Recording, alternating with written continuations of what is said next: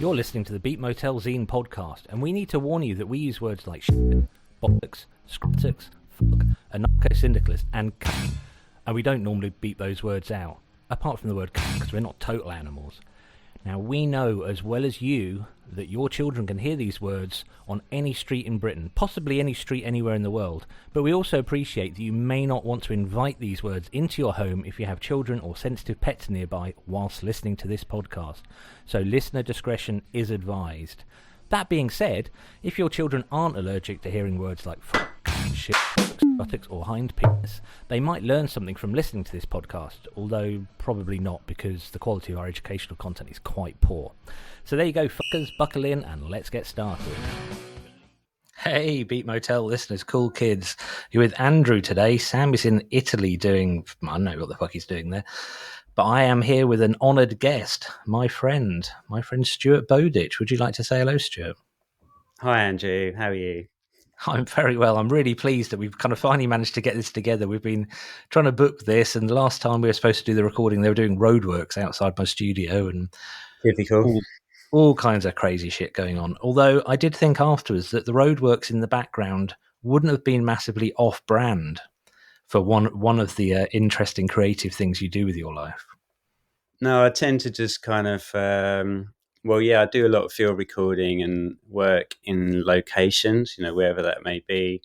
And I tend to just have an open mind and let whatever happens there is what my experience is. So that's what it is. And I try not to be too prescriptive about it. But, if I'm going to record something quiet and there is like a Kango going off, it probably would be a bit frustrating. Yeah. So I know you initially through your music, from playing noise events or all kinds of interesting events with you, and then I discovered that you had this whole kind of other life outside of live music that I hadn't previously heard anything about, and I think I only discovered this other artistic output that you have when you happened to accidentally drop into the conversation that you'd been recording in China.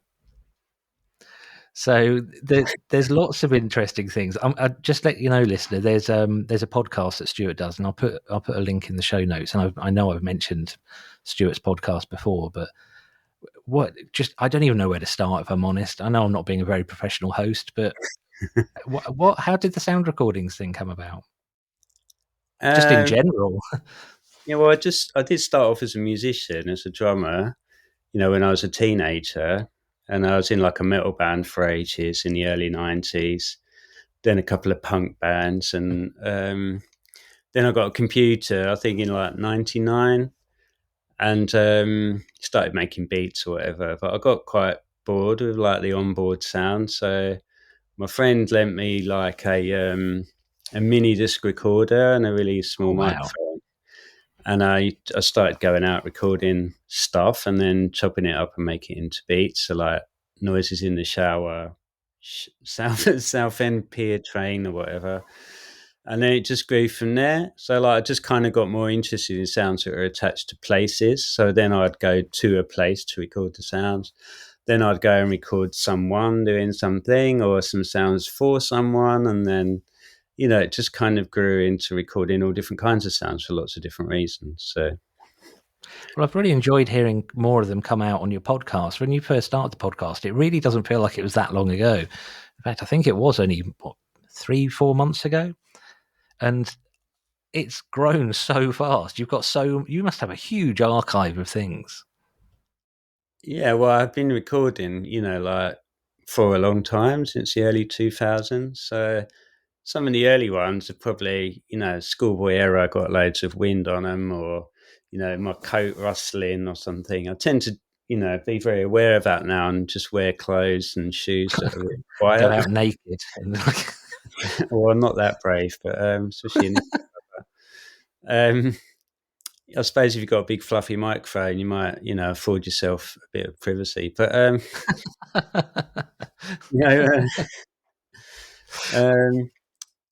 I just got really into and actually, like after quite a long time, I realised that the sound wasn't, the recording of the sound actually wasn't that important.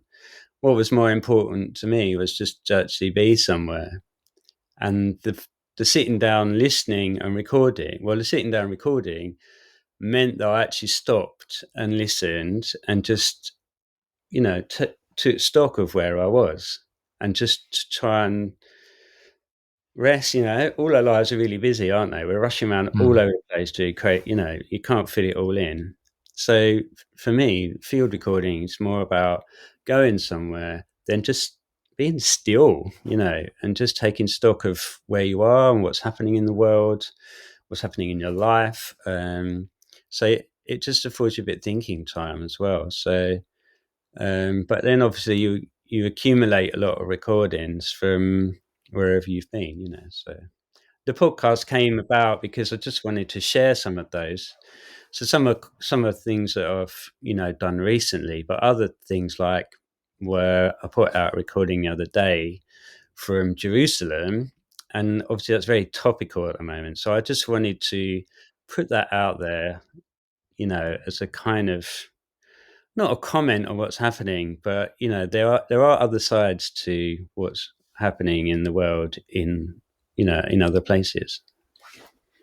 It's fascinating, and I hadn't really thought about the magical. It's kind of almost a mindfulness exercise of just stopping and just really paying attention to what's around you. And because we're both musicians, our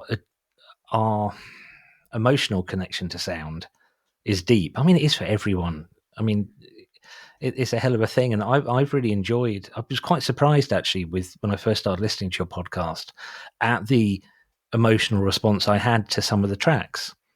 Some of them, I know I've already told you this, and I've probably told you several times at gigs, so I apologise if I'm going to say it again. But one of my walks to the office to work is through Kipperswick Park, which is quite a big undeveloped park in Ipswich. There's nothing in there, it's just a massive empty space.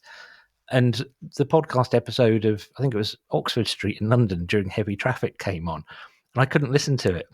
It was just really confusing. It was making me really, really on edge, but it was also just so far removed from the situation. But conversely, I've been on walks through busy traffic, and I was listening to the recording you made at the Vatican, and that was the opposite situation. My actual environment while I was walking was, cars and pollution and noise and people shouting, but the recording I was listening to was an incredibly peaceful, focused part of something else from many, hundreds and hundreds of miles away. There wasn't really a question there, was there?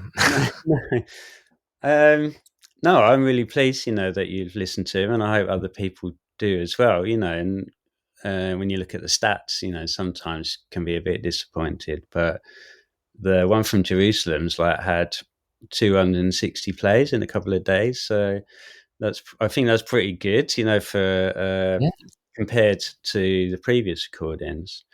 I haven't actually been to the Vatican, so I don't know what one you mean. But there's quite a few religious kind of places, like different cathedrals. And I mean, when I went to Palestine and Israel a few years ago, we visited a lot of holy places. I'm not a religious person myself, but it was fascinating to be in there and feel the energy of those places and listen to the sound. And it was very moving and quite emotional, and I'm quite interested in people's people who have a belief in that kind of thing. This helps me kind of understand it because I don't have that myself. So it's one way of kind of, I suppose it's like, if you go to a gig and you see some bands you don't know and you spend the time there listening to their sound, being with them in the space, feeling their energy. It's the same if you go to a church and listen to a choir singing, or, if you go, to a street in a city and listen to a street vendor or something, in a market or something like that. I think it was St. Jan's Cathedral in Den Bosch in Holland, Netherlands, that I might be thinking of. Yeah, that's quite recent. Yeah. Yeah, it's I think you were saying, I really like the write-ups. Now, I've been doing podcasts for years, and it's a real challenge keeping fresh with the write-ups on podcast episodes, because you end up just going over the same ground. I think God knows we do on this podcast, but the write-ups for your episodes, they do add quite a lot. I think you're very, very nice way with words, Stuart. Well, thanks. Yeah, I'm not. I don't feel that I'm a writer. You know, they're just like. I feel like I know context does add a lot, Mm. and I like used to make a lot of. Well, I still do make music using a lot of samples, and sometimes they can be very obscure, and people don't really know what the provenance of them is. You know, where they come from or what I'm doing to them, and it's. But I did a talk actually quite a few years ago, and I don't know if you know of a band called Isan. They've they were on Warp for a little bit, and they're on more records. They've had quite. They've been around since the 90s. And Robin, one half of Isan, was at this talk, and he said to me, he said, "Well, you've said that you've made this and it come from there, but it doesn't. I can't really understand that, and so he said, if you had said a little bit more about it, maybe people could latch onto it and there'll be a way into it for them because it's quite sort of abstract. If you have a little in, then people might connect with it more. So in my live performances, then I started to introduce each song, say, oh, this is all made from the recording of a 21-year-old deaf cat or a Knox balloon that I found at a festival or whatever, and actually that helped to engage the audience a lot more. They stopped at the beginning, listened, and sometimes have a laugh or whatever. But that sort of level of context really helped connect with people. Yeah. And when you perform live, say we've been on the same bill a bunch of times, and I'm always, it's gonna make light of it a little bit, but I'm always impressed that you manage to know which buttons to press when it's pitch dark, because you insist on the lights being off generally. Well, certainly the last few times I've seen you. Yeah, well, that gig at Cuckoo Farm was too dark. I literally couldn't see anything, and There's no windows, was there? I didn't do myself any favors. But Oh, you've ruined the illusion now.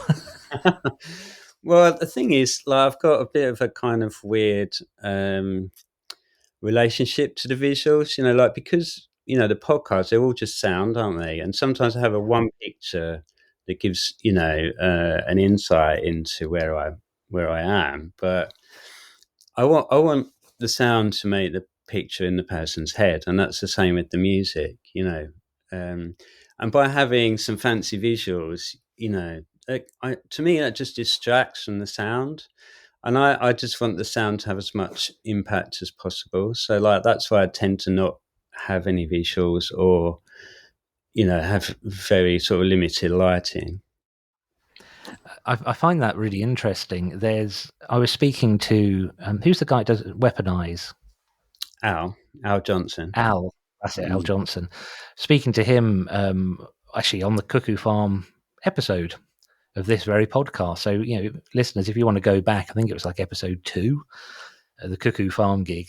And he said something that's stuck with me ever since. He was intimating that the audience at a gig, especially electronic gigs, gets too caught up in the mechanics and the how is something happening rather than kind of listening to what is happening. And I think, I can see that stripping away visuals adds to that as well. I mean, I use them sometimes because when it comes down to it, I look like a middle-aged man stood behind a desk doing his emails. Well, if I use a computer, I do. But it's quite. I'd find it quite scary just making it just about the music. So I think I salute you for that. But yeah, your commitment, your sonic commitment. I'm not a very good performer. Do you know what I mean? Like I can't sort of project myself. So I feel like I kind of hide behind the darkness and a few gadgets and pedals or whatever, and let the music do the talking. So. Cool. Have you playing much at the moment? I've got a gig on Thursday in a couple of days at Roots and Grooves. Will this go out before then? Might do. I was going to say I'm going to have to do the time travel thing because we're recording this on 16th of October, but this episode won't be out till next Monday. So sorry, time travellers. You'll I have would have to. just played a gig at Roots and Grooves Oh, how Cafe. did it go? How did it go? Yeah, it's fantastic, actually. Yeah, you missed a treat. It's such a strange thing, sort of being in. I don't think we're really. I'm always troubled by calling any music thing a music scene, but like the circles we move in, which we all do our best to make very open and welcoming. There's not that many of us, so it does tend to be kind of seeing the same friendly faces at different gigs. Have you kind of branched? I don't know how to put this without sounding like I'm being a knob, but have you, outside of when you're in a band, where have you played? Because I've only really done electronica in south of England, but I stumbled across something that you did that I think got some Arts Council funding, that you did somewhere in Wales or Bristol, possibly. No, I haven't played it in those places.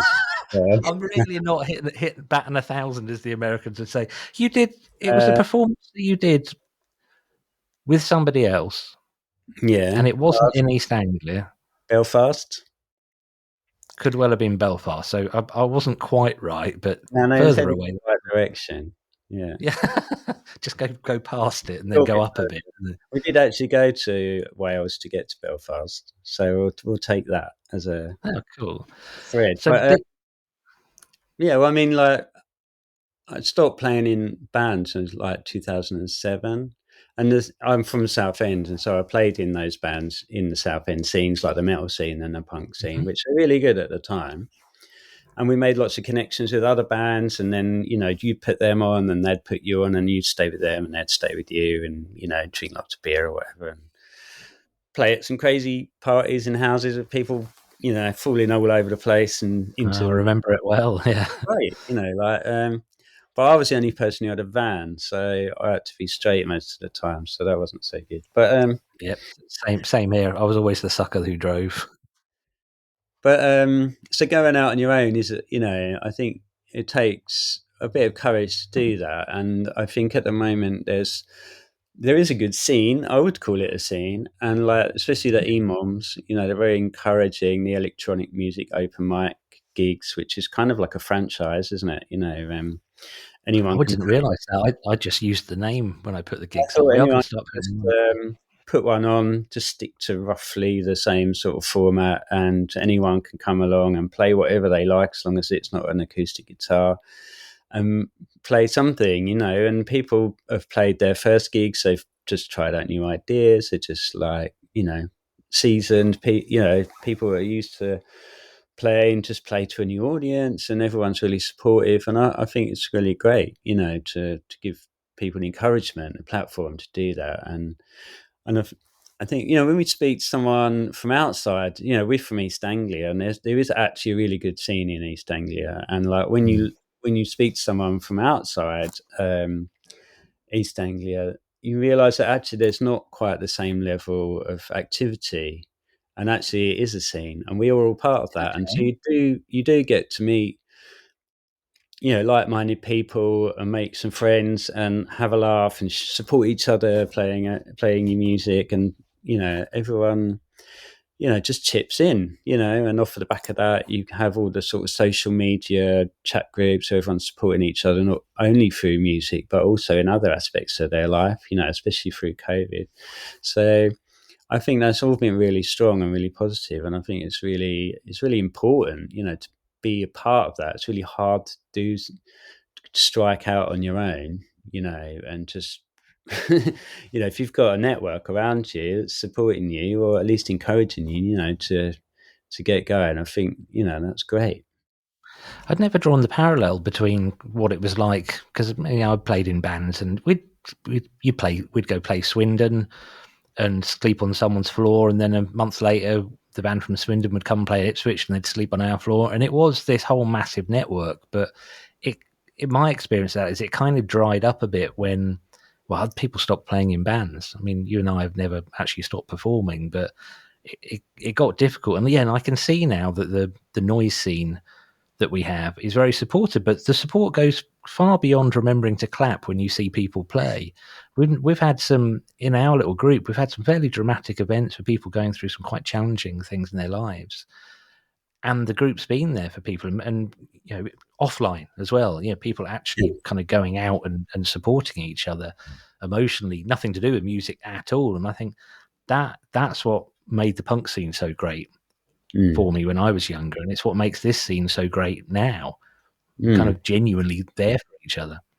I think there are a lot of parallels with the punk scene and the noise scene at the moment, because people are angry and fucked off with what's going on in the world, and they they need an outlet for that, and to have a creative outlet is perfect, because you can vent your frustration and anger, but you can also make friends. You can have a good time and a good experience. You're turning it around. Do you know what I mean? You're not like going into the street and being angry at random people.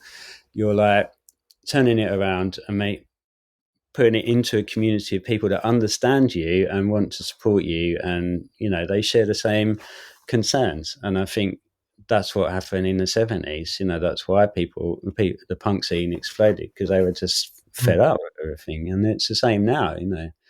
So there are parallels there, and I think it's really important that the people, if they feel like they need something, they can just jump in. Do you know what I mean? Welcome, come along. Do you know what I mean? Jay, so my friend Jay puts on gigs in Bury St Edmunds in Suffolk, and I put on gigs in Ipswich. And you say you're from Southend, but Jay and I have always had this very strong anti-clique thing, that if you want to play, we don't even want to know what you sound like. There's a guy who I put on in Ipswich last year called Matt Rose, and I'd never met him before, and he came to one of the EMOM gigs at the Steamboat in Ipswich, and he said, "Do you mind if I play at one of your gigs?" And I said, "Well, we've got no more EMOMs, but I've got a gig coming up, so come play that." And he's like, "Do you want, where can I send my demo?" And I was like, "You don't need to send a demo."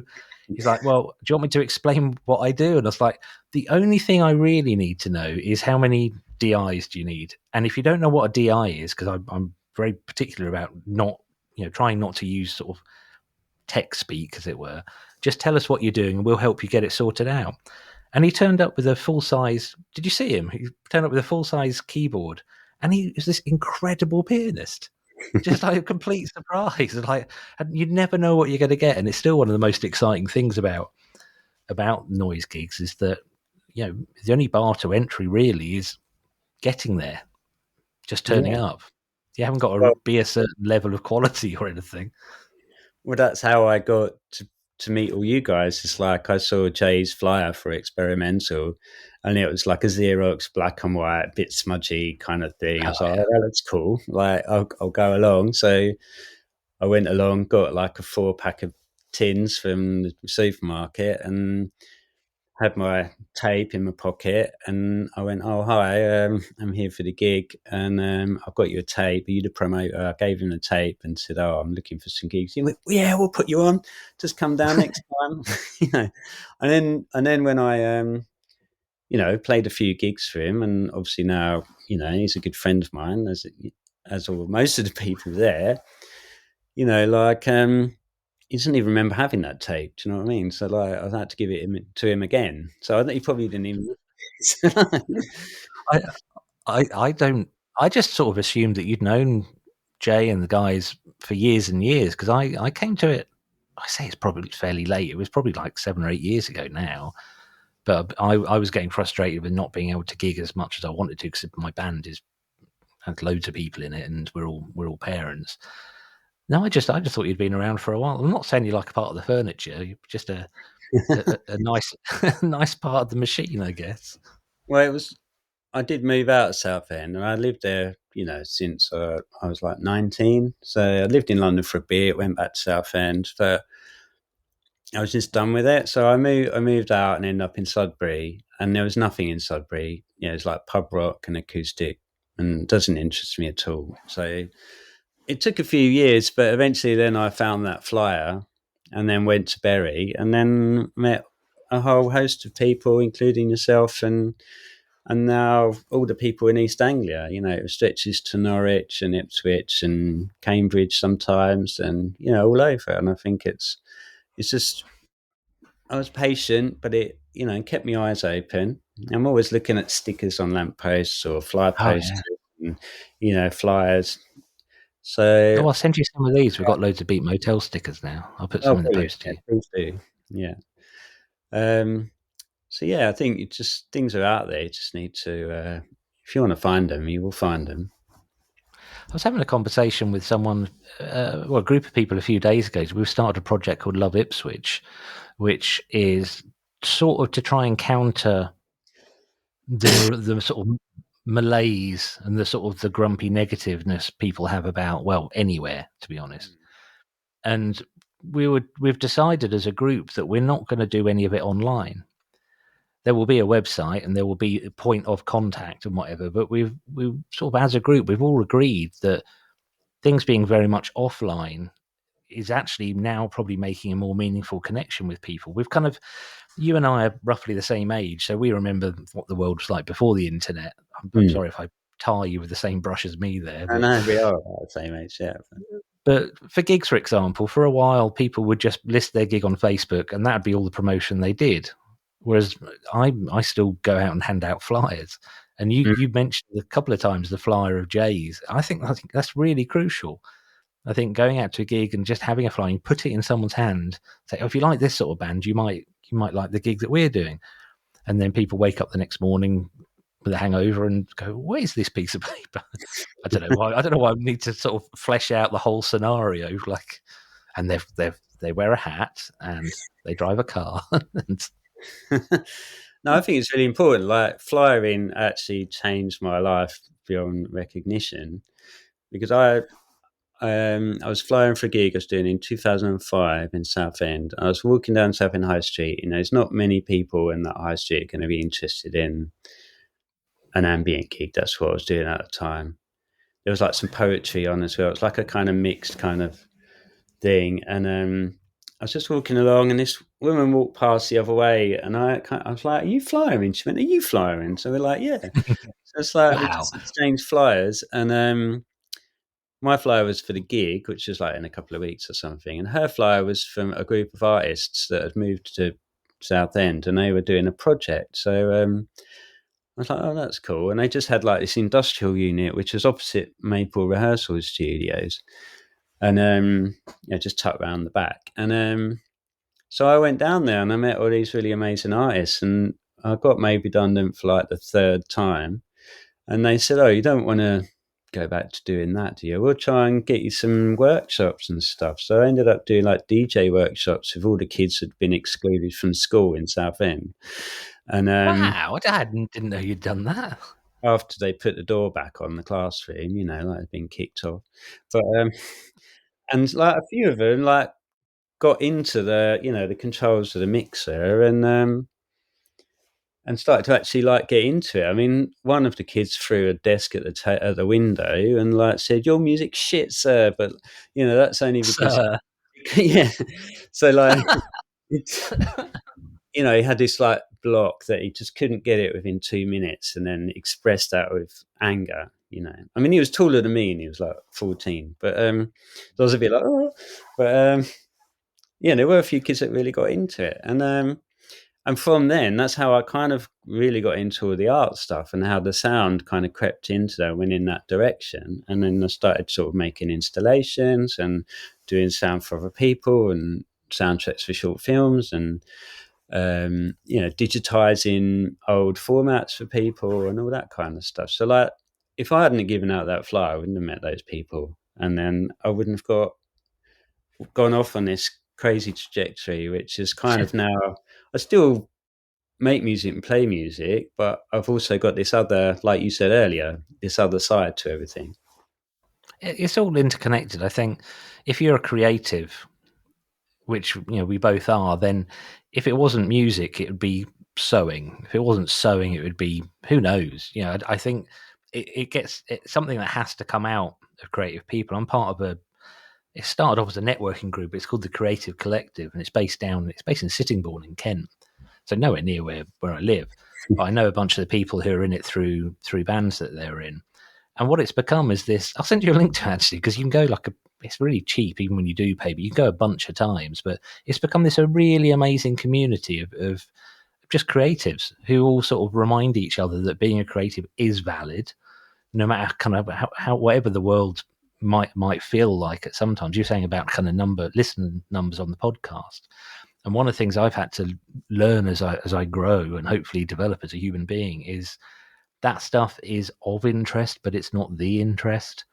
For me, it's what kind of stain I can leave when I leave this mortal coil. Yeah, what opportunities have I taken to actually create things that didn't previously exist? And yeah, I think so. I'm really interested in sound installations, actually. So there's not a very linear thread to this conversation, but yeah, I think you probably knew what you were getting yourself in for. So the sound installations that came about through flyering, through meeting this person in Southend. But at what point did you kind of go, do you know what, I can do this? This is something I want to give a go. Well, it started off You by haven't got to tell me the exact collaborating. time and date or anything. Sorry, No, Stuart. well, I do have a bit of like an internal timeline, but yeah, when I met them in 2005, then I kind of got introduced to other people who worked in other ways. And when you like put two creative people together from two different disciplines, and you find a new thing, you know, that's new to both of you, and it goes off in a direction which you hadn't anticipated. So I did quite a bit of work with a deaf person, and Oh, actually really? she was my partner for quite a long time. And so we did installations where you could hear the sound, but you could also feel the sound, which is how she experienced sound. And we did a lot of that, and we put them in public spaces. So we did a commission for Essex County Council in 2009. And basically our project was to collect the sounds from Colchester, Basildon and Harlow and put them in this big green cube, and then the cube would sit in public spaces and play back the sounds from those towns in those towns. And as part of it, we also developed a relationship with the Essex Record Office, because they've got a huge sound archive there. And we agreed to deal with them that all of our new recordings would donate to the sound archive, and they agreed to lend us some of the historical recordings. So we put this cube in. It took like 8 or 9 months to record everything and develop, you know, what the thing would look like and what technology it would use and like how it would be placed and how it would be tamper proof from, you know, little Herberts or whatever in the Harlow Library and Basildon Council offices.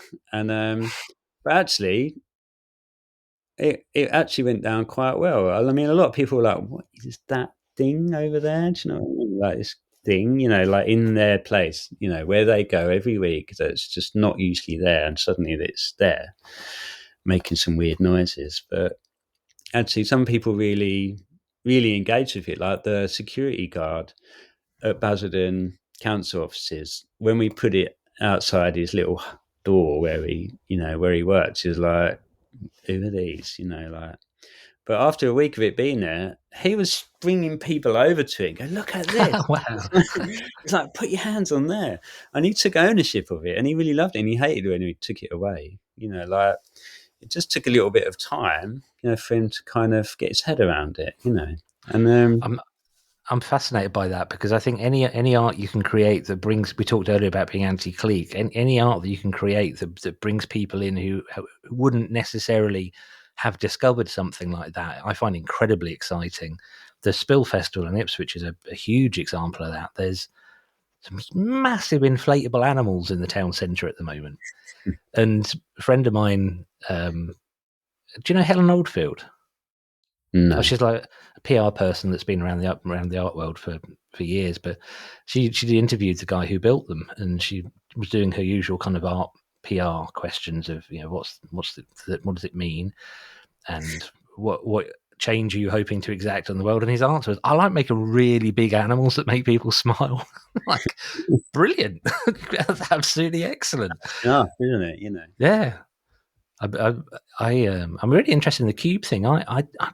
I didn't know you'd done that, and I was commissioned by Spill just before COVID to do something, and I was going to create a big cube, and my whole thing was I was asked to do a performance of something I recorded ages ago, and I wanted it to be as sensorially accessible as possible. So I spent some time speaking to a blind musician who's been blind since birth.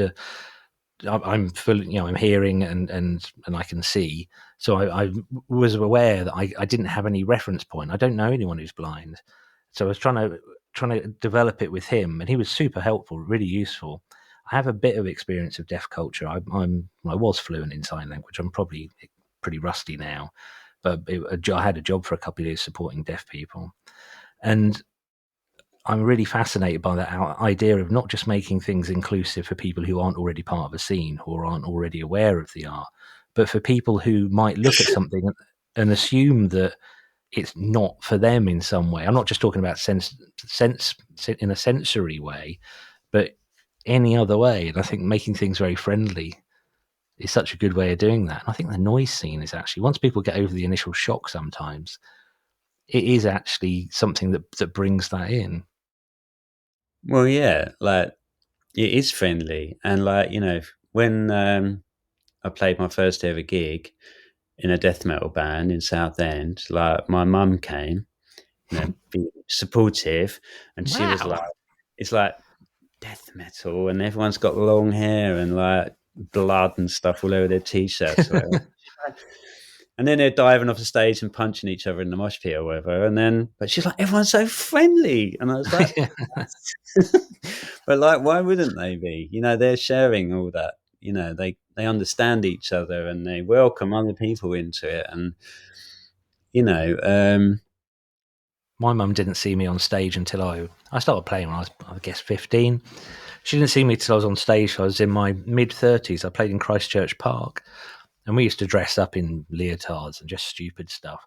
And afterwards, my mum, the only thing she said, well, the first thing she said is, "Which one were you?"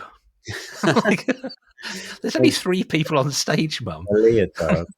To be fair, we were wearing Mexican wrestling masks, but yeah, always that whole thing of people being surprised that metalers are nice is, or punks or any group.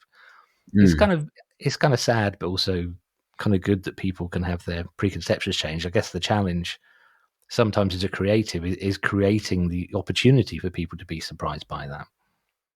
Yeah, and actually, there is a little bit of kind of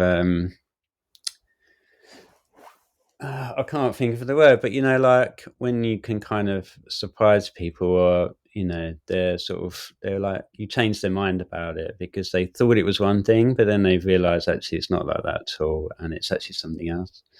Like it's nice to sort of introduce people to that, and have them be a part of your family. I think that's a lovely note to conclude on, actually, Stuart. I wanted to speak to you about all your travel, but we'll have to do that another time. Okay, If you'll well, come back. thanks for having me. It's been an absolute joy. Is there anything you'd like to leave us with? I'll put links to your stuff in the show notes. Any final thoughts? I'm getting a bit Radio 4 here with that. Get involved in your local scene, and if you want to just like get out there and do it, just do it. Don't care what anyone thinks. Perfect. Thank you. Right, I'm going to say goodbye. Do you want to say goodbye?